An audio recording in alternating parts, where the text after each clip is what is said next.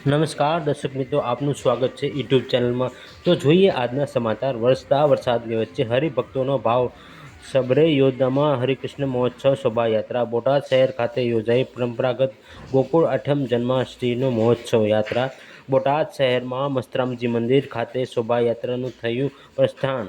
બોટાદ શહેરના મુખ્ય માર્ગ તેમજ ટાવર રોડ, દીનદયાળ ચોક, રાજપૂત ચોરા, ચકલા ગેટ, ગગજી ઝૂંપડી, તુરખા રોડ સહિત વિસ્તારોમાં પર ફરશે શોભાયાત્રા।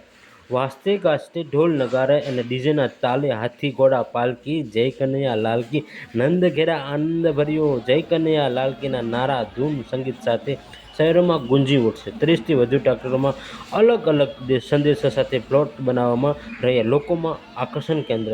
વહેલી સવારથી બોટાદ શહેરમાં વરસી રહેલો ધીમી ધારે વરસાદ, ત્યારે વરસતા વરસાદની વચ્ચે પણ ભાવિકોમાં અનેરો આનંદ। જન્માષ્ટમી મહોત્સવ મોટી સંખ્યામાં જોડાના હરિભક્તો।